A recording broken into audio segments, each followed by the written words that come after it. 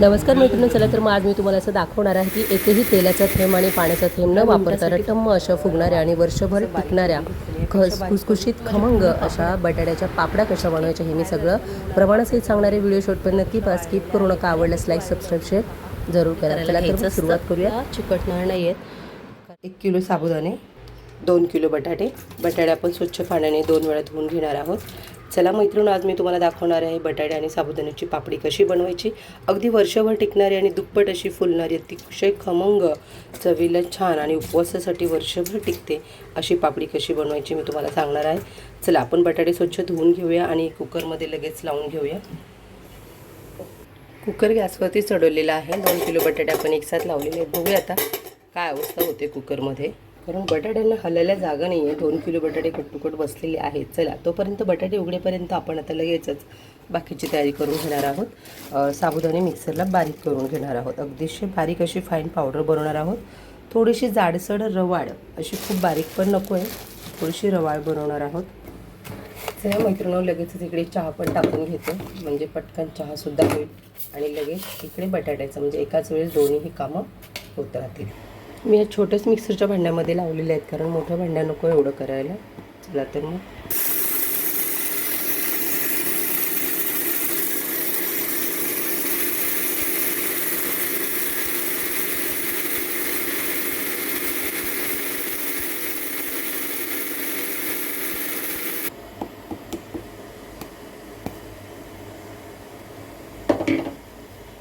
हा अशा पद्धतीने बारीक झालेला आहे. थोडंसं जाडसरच आहे हे, अजून थोडंसं बारीक करून घेऊयात, म्हणजे एकजीव होतं आणि पापड्या अगदी गोल गरगरीत येतात. अजिबात त्यामध्ये साबुदाणे मोठे दिसत नाहीत आणि चवीलाही छान लागतात.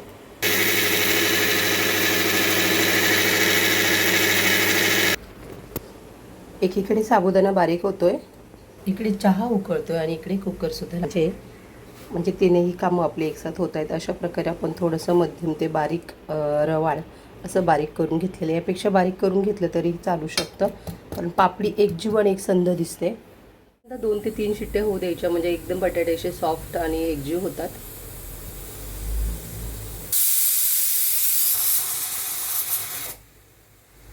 असं होतंय कारण की आपला कुकर गच्च भरलेला आहे, त्यांना एअर स्पेस आतमध्ये जागाच नाही आहे, त्यामुळे हरकत नाही.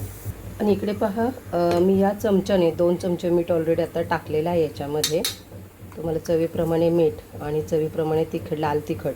तुम्ही हिरवी मिरचीसुद्धा वापरू शकता, परंतु मी हिरवी मिरची वापरणार नाही आहे, कारण वर्षभर टिकताना नंतर आहे ना, हिरव्या मिरचीला थोडंसं जाळी पकडल्यासारखं होतं आणि लवकर खराब होण्याचे चान्सेस असतात. तुम्हाला जर एका वर्षाच्यात संपवायचं असेल तर हिरवी मिरची टाका. हे पहा, 1 चमचा चवीनुसार घ्या तुम्ही. मी थोडंसं मीडियम ते तिखट असं खातो आम्ही, त्यामुळे थोडंसं जास्त टाकते. अशा प्रकारे अजून थोडं जास्त, म्हणजे मी 2.5 चमचे चटणी वापरलेली आहे या चमच्याने. 2 वेळा अर्धे अर्धे आणि 3 वेळा 2 वेळा फुल. ओके, तर तुम्ही याप्रमाणे कमी जास्त तुमच्या चवीनुसार वापरू शकता. तुम्हाला फक्त मिठातल्या पापड्या बनवायच्या असतील तरीही बनवू शकता. हे सगळं मिश्रण आपण एकजीव करून घेणार आहोत. बटाटे उकळून तर कुकर थंड झाला की त्या बटाट्यांच्या आपण साली काढून सर्व मिश्रण एकजीव करणार आहोत. कसं करणार आहोत त्याच्या स्टेप बाय स्टेप मी तुम्हाला सांगते, आणि पुढची प्रोसेस कशी करायची सगळं मी तुम्हाला सांगणार आहे प्रमाणासहित. त्यामुळे व्हिडिओ शॉर्टपर्यंत नक्की पास स्किप करू नका. आवडल्यास लाईक सबस्क्राईब शेअर जरूर करा. गावरान खमंगपणा या चॅनलला तुमचा भरपूर असा प्रतिसाद छान मिळालेला आहे. हा व्हिडिओ असाच पुढे मित्रमैत्रिणीपर्यंत पाठवा. प्रत्येक मैत्रिणीचं उन्हाळा काम चालू आहेत, बऱ्याचशा मैत्रिणी कामं चालू आहेत, त्यांच्यापर्यंत पोहोचवलं त्यांना याचा नक्की फायदा होणार आहे. ही पापडी एवढी अचूक बनते ना, एवढ्या अचूक प्रमाणामध्ये की तुमचं जराही काही चुकणार नाही. खायला इतकी सुंदर कुरकुरीत होते. तुम्ही तळून खाऊ शकता, भाजून खाऊ शकता, कच्चीसुद्धा खाऊ शकता. त्यामुळे खूप छान अशी पापडी बनते. चला हे मिश्रण आता मी माझे दोन्ही हाताने एकजीव करून घेते आणि पटकन कुकरसुद्धा बंद करते, कारण ऑलरेडी आपल्या 2 शिट्ट्या होऊन गेलेल्या आहेत. आता तिसरी होईल. पण या मोठ्या अशा खोलगट अशा गमिलीमध्ये ट्रान्सफर करून घेऊया, म्हणजे आपल्याला ते मिक्स करण्यासाठी, एकजीव करण्यासाठी जरा बरं पडेल.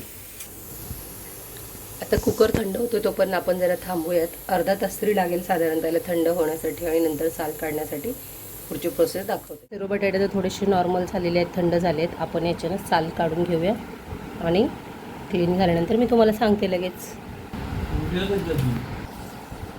बटाट्याचे आपले सगळे साले आपल्या काढून झालेले आहेत. हे की 2 किलो बटाटे आहेत, 1 किलो साबुदाणे, चवीप्रमाणे मीठ, लाल तिखट टाकलेलं आहे. तुम्ही या ठिकाणी हिरवी मिरची, जिरे वगैरे वापरू शकता, परंतु उपवासाला मी जिरे आणि कोथिंबीर वगैरे वापरत नाही म्हणून ते टाकलेलं नाही आहे. आता चला सगळं स्मॅश करून घेऊया छानपैकी. एकूण या पद्धतीने जर तुम्ही स्मॅश केलं ना तर अतिशय छान होणार आहे आणि मस्त एकजीव असं बटाटा होणार आहे. तुम्हाला एकसंध एक तर तांब्याने करा, ग्लासने करा किंवा तुम्ही हातानेही करू शकता, परंतु या जाळीने जर केलं, ही पूर्णाची जाळी आहे, या जाळीने अगदी एकसंध होतं. चला पटापट मी करून घेते कारण मला एका हाताने आता ते दाखवता येत नाही आहे. या पद्धतीने मी तांब्याने मिक्स बारीक केलेलं आहे सर्व एकजीव. हे पहा, मी पातेल्यातल्या बाजूला काढले, अगदी चिकट आणि एकजीव असं झालेलं आहे. तुम्ही पाहताय किती चिकट झालेलं आहे ते. हे पहा, त्यामुळे काय होतं, या चिकटमध्ये हे पीठ चांगलं सामावतं आणि गोळे अगदी गोल गोल छान येतात आणि कुठे क्रॅक जात नाहीत आपले पापड आणि छान आपण करणार आहोत. हे मिश्रण आणि हे साहित्य आपण आता काय केलं आहे, सर्व एकजीव करून घेत आहोत. हे सर्व असं घट्ट गोळा बने, पण तुम्ही पाहू शकता कसा लगदा बनतो याचा चिकट. हे पहा, असं अशा पद्धतीने आपण एक छान असा मोठा गोळा बनवून घेणार आहोत चपातीच्या कणकीसारखा आणि मग आपण त्याचे छोटे छोटे गोळे बनवणार आहोत. चला पाहूया. मी सर्व तयार झाल्यानंतर मी तुम्हाला एकत्रित गोळा दाखवते.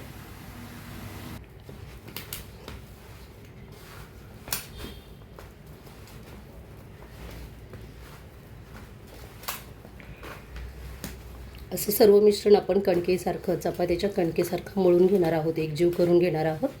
आणि असं छान असा हा गोळा आता तयार झालेला तुम्ही पाहताय. असा हा गोळा आपण थोडा एकजीव करून आता एक 15 मिनिटासाठी फक्त आपण झाकून ठेवणार आहोत. 15 मिनिटानंतर मग लगेच गोळे बनवून पापड करायला तयार लागूयात.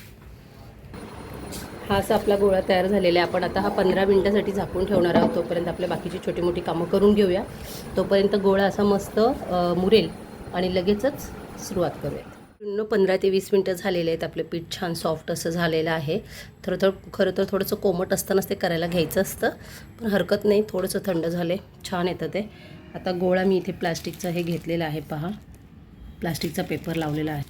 तुम्ही पाहताय याप्रमाणे प्लास्टिकच्या गोळ्यावरती मी गोल करून ठेवलेला आहे. प्लास्टिकचा पेपर दोन्ही बाजूने लावते. तुम्ही पाहू शकता अशी माझी ही पुरी प्रेस मशीन आहे. मी फक्त हलकंसं दाबते, जास्त दाबायचं नाही आहे. तुम्हाला अजून पातळ हवी असेल तर तेही करू शकता. हे पा, एवढी झालेली आहे. अजून थोडंसं करून पाहूया आपण.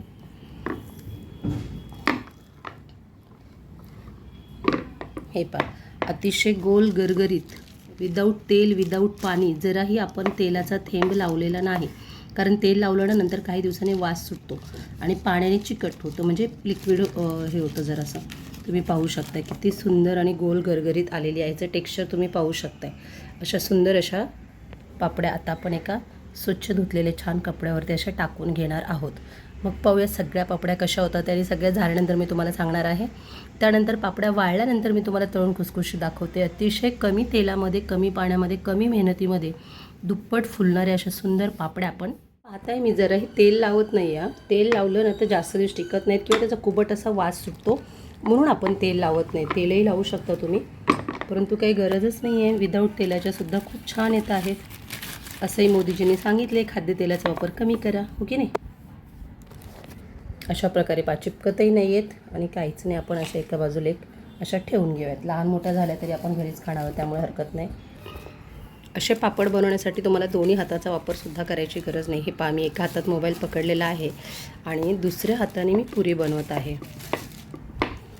पहा, एकाच हाताने सगळं करते. अजून थोडंसं प्रेस करूयात, मोठी नसेल झाली तर. क्रॅकसुद्धा जात नाही, जराही चिरटत नाही आहे. माझं पुरी प्रेस आहे की नाही भन्नाट, अतिशय छान आणि झटपट अशा ह्या पुऱ्या तयार होत आहेत. चला आता मी काय करते, मोबाईल साईडला ठेवते आणि पटापट पुऱ्या टाकून घेते.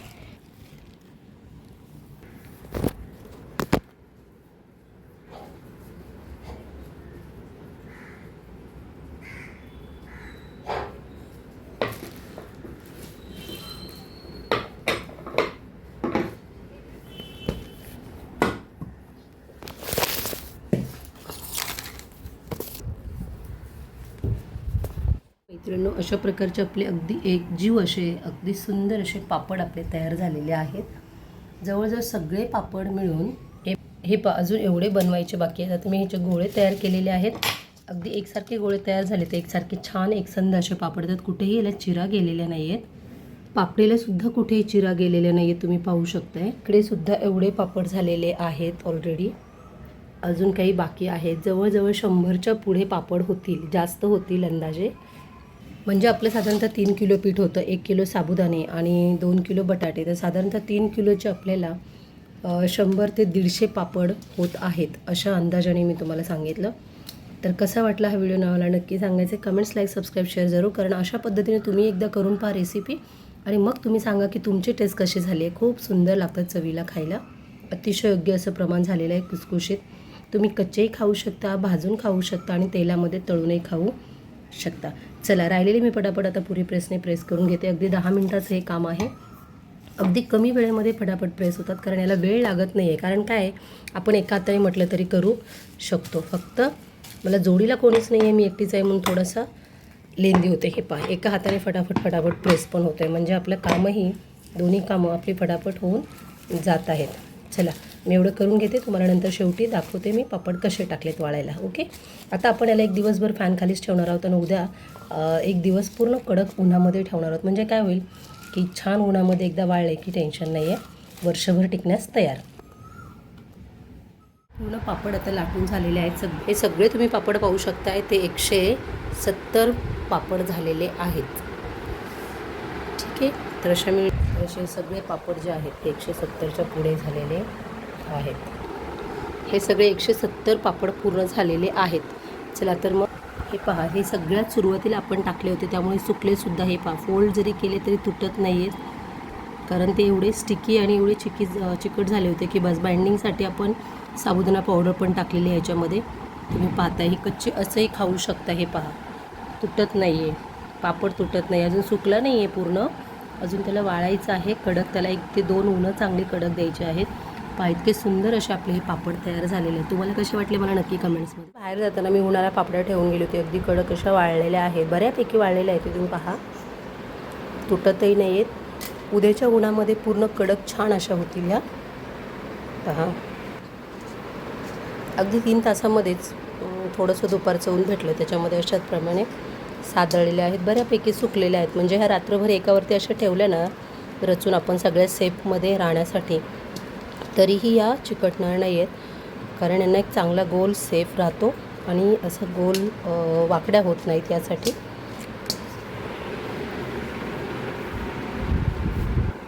भरपूर अशा पापड्या झालेल्या आहेत ह्या.